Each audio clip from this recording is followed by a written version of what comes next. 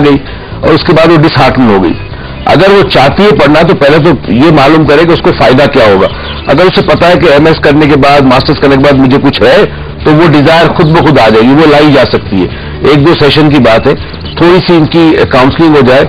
एक resourceful state ये होता है कि मिसाल के तौर पे कोई इम्तिहान जो बहुत मुश्किल था उन्होंने जिंदगी में पास किया, मैट्रिक पास किया, तसव्वुर करें कि वो इम्तिहान उन्होंने पास किया, कितनी खुशी हुई, रिजल्ट आए, और एकदम से शिफ्ट कर दे उस फीलिंग को इसकी तरफ कि जी मैं एमएस का इम्तिहान देना है, मास्टर्स का इम्तिहान देना चाह रही हूँ। जैसी वो फीलिंग्स ट्रांसफर होगी वो पैशन आ जाएगा, मगर पहले ही डिसाइड कर ले कि वो करना चाहती है या जबरदस्ती कर रही है। बिल्कुल सही। और एक दूसरा मशवरा सुमेरा आपको ये भी दूंगी कि आप कोई भी चीज सीखें ना तो वो इस खौफ या डर से नहीं सीखें कि अब मैंने फिर इसके बाद इसका इम्तिहान देना है, फिर उसमें पता नहीं मैं पास होंगी या फेल होंगी। आप अगर किताबें सिर्फ उससे उठाएं और पढ़ें और उनका मुताला करें कि इससे आपके इल्म में इजाफा हो रहा है, और आप यकीन करें कि मैंने जब जो कुछ सीखा है या पढ़ा है वो जिंदगी में हमेशा काम आए, चाहे वो मैंने कभी इंग्लिश लिटरेचर पढ़ा हो, या मैंने साइकोलॉजी की हो, या मैंने लॉ की तालीम लेने की कोशिश की हो, तो कहीं ना कहीं उसका फायदा जरूर होता है। आपकी सोच बेहतर होती है, आप नई चीज सीखते हैं तो वो कहीं ना कहीं उसका इस्तेमाल जरूर होता है। बोरियत का एहसास निकाल दें, इतनी खुशी की बात है। लिटरेचर तो बहुत मजे का है, उसमें क्या आप कहानियां पढ़ते हैं, उसमें आप ड्रामा पढ़ते हैं, आप उसमें पोइट्री पढ़ते हैं, और फिर आप हिस्ट्री देखते हैं कि अदवार किस किस तरह से मुख्तलिफ चेंज हुए और सोच बदली, और उन अदवार के बदलने से लिटरेचर में, अदब में कितना फर्क आया, अदब में सोच में कितना फर्क आया। इतनी इंटरेस्टिंग पूरे सेगमेंट्स हैं कि जनाब कब औरतों की लिबरेशन की कब से बात शुरू हुई, किस तरह के राइटर्स सामने आने शुरू हुए, तो ये बड़े मजे की चीज है, इसको शौक से पढ़े। मर्दों की लिबरेशन कब शुरू होगी? और तो इस बात ये जनाब आपकी झूठी मूठी मजलूमियत का होता है। कुछ मर्द भी मजलूम होते, पता होते हैं, कुछ मर्द भी मजलूम होते हैं, और औरतें आजकल ज्यादा इवॉल्व हो गई हैं और हावी हो गई हैं, और मर्द बेचारे घबराए फिरते हैं, इस पैसा कमाने की मशीन बन के रह गए, तो वो बिल्कुल जाती है। अच्छा जी, हम थोड़ा सा रैप अप कर लें आज के प्रोग्राम को। थोड़ी सी बात क्रिएटिव विजुअलाइजेशन की, और उससे पहले थोड़ी सी चीज अगर आप बता दें हमें कि मोस्टली मैंने सुना है कि माइंड साइंसेज में, मैंने इंट्रो में भी बात की थी कि हम ब्रेन लेवल को नीचे लेकर आते हैं, अल्फा वेव्स पे हम लेकर आते हैं कि वो 150 से लाके तो वो 10 साइकिल्स पर सेकंड पे हम लाने की बात करते हैं। और ये जो ब्रेन वेव्स है ये और किन किन तरीकों से हम ला सकते हैं हिप्नोसिस के अलावा? देखिए, बेसिकली तो मेडिटेशन, मराकबा, हिप्नोसिस और ये तमाम चीजें, इवन क्रिएटिव विजुअलाइजेशन अगर आप करें तो उससे भी ब्रेन फ्रीक्वेंसी कम होती है। दूसरा जिक्र से, अल्लाह के जिक्र से कम होती है, नमाज से बहुत कम। नमाज में तो इनफैक्ट हमने रिसर्च भी की कई सालों पहले, हमारे पास टीम ज्यादा नहीं थी, हम इसको पब्लिश नहीं कर सके। हमने देखा कि इलेक्ट्रोएन्सेफेलोग्राफ मशीन होती है जो मेजर करती है। हमने देखा कि जी एक शख्स की हमने इलेक्ट्रोएन्सेफेलोग्राफ मशीन पे मेजर की, उसकी तो बीटा थी 35 की ब्रेन एक्टिविटी, 35-35 से ऊपर थी। उसके बाद अजान का वक्त हुआ, जैसे ही वो वुजू के करने गया वापस आया, नीचे आ गई ब्रेन एक्टिविटी क्योंकि नियत थी। उसके बाद उसने नमाज शुरू की। अब नमाज में तो हम नहीं कर सकते थे, जैसे ही नमाज खत्म की फिर उसको टेस्ट किया तो उसकी ब्रेन फ्रीक्वेंसी 14, 15, 16 थी। तो मुमकिन है नमाज में 10, 11 हो, क्योंकि ज़ाहिर है जब उठ गया तो फिर एक्टिव हो गई, पता ही चला।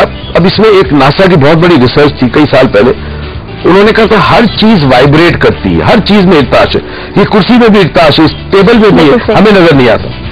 तो स्पेस जो खला है हमारे अतराफ में, जिसके अंदर सब कुछ मौजूद है, इस खला की वजह से आपका मोबाइल फोन चलता है, आपका टीवी की ट्रांसमिशन जाती है, इस खला की जो वाइब्रेशन है, इर्ताश है, वो 10 साइकिल्स पर सेकेंड है या 10 हर्ट्ज है। अब इन्होंने कहा कि अगर किसी तरह कोई शख्स बेदार रहते हुए, शर्त ये कि बेदार रहते हुए शऊरी तौर पर अपनी इस ब्रेन की फ्रीक्वेंसी को कम करके 10 साइकिल्स पर ले आए, तो इसका मतलब है कि वो इस स्पेस में, जो कि पूरी कायनात स्पेस है, उसके साथ उसका एक राब्ता पैदा हो जाता है। और यही वो राब्ता और रब्त है कि जिसमें आपने किसी के बारे में सोचा और आपका पैगाम उसको मिल गया, जिसको टेलीपैथी कहते हैं। आपने बीमारी के बारे में सोचा और देखा अपने आप को बिल्कुल हेल्दी, आपकी सेहत ठीक हो गई।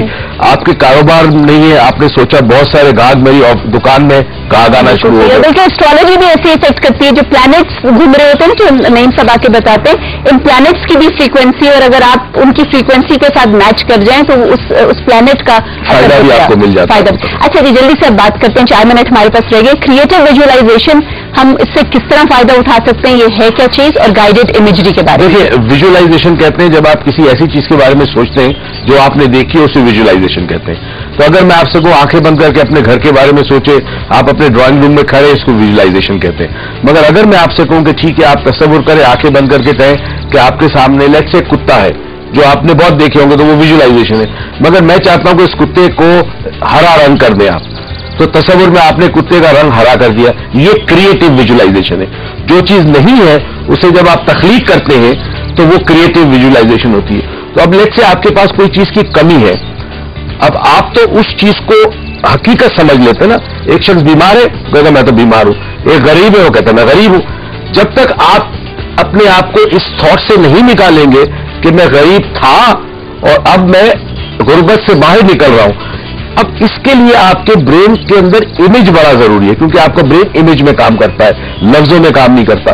तो अगर वो शख्स आंखें बंद करके तस्वुर करे कि उसके पास पैसा आ रहा है, उसकी जिंदगी बेहतर है, सेहत अच्छी है, चल फिर रहा है, खा रहा है, मोहब्बतें बहुत है, घर के अंदर नाचाकी नहीं है, बीवी के साथ सबके साथ ताल्लुक अच्छे, अगर इस सोच के अंदर वो रहे मगन रोज कुछ देर तक, तो इवेंचुअली वो चीज आना शुरू होती है। मगर इसमें सिर्फ एक शर्त है जिसको हम कहते हैं लेवल ऑफ सर्टिनिटी।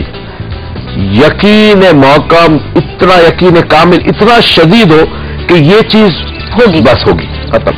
अगर वो यकीन हो तो वो चीज ऑटोमेटिकली अल्लाह ताला आपको अता करता है।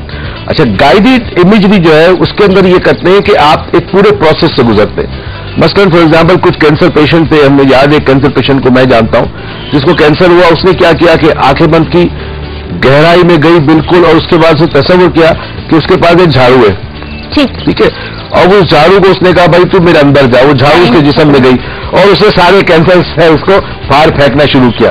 इसी तरह गाइडेड इमेजरी यूज होती है कि अगर आप एक तखय्युलात या तस्वुरात की दुनिया में जाते हैं और एक पूरा प्रोसेस से गुजरते हैं कि जी मैं ये कर रहा हूं, अब मैं ये कर रहा हूं, मैं ये कर रहा हूं, तो दिस बिगिंस टू हैपन। बिल्कुल सर, जितनी डिटेल में आप सोचें, जितना डिटेल और गहराई में जा सके, खुशहाली का इमेज आप सोचें, सेहतयाबी का, तो आप ठीक होंगे। पाकिस्तान, अगर आप, टाइम खत्म हो गया मोहित साहब, इसको हम फिर अगले प्रोग्राम में मजीद डिटेल में बात करेंगे। थैंक यू सो मच, आप हमारे प्रोग्राम में तशरीफ लाए। और जनाब चलते चलते आपसे बस यही कहेंगे, खुश रहें, खुशहाली के बारे में सोचें, अच्छे इमेजेस अपने दिमाग में रखें और साथ साथ खुदा का शुक्र भी अदा करें। जो कुछ आपके पास है उसके ऊपर ज्यादा फोकस करें, ना कि जो कुछ आपके पास नहीं है उसके ऊपर पॉजिटिव फोकस करेंगे तो जिंदगी में और पॉजिटिव चीजें आएंगी और आप सेहत याद रहेंगे। कल जनाब आपसे दोबारा मुलाकात होगी। खुश रहें, दूसरों को अपने से ज्यादा खुश रखें, अपना बहुत सा ख्याल रखें। कल तक के लिए अल्लाह हाफिज।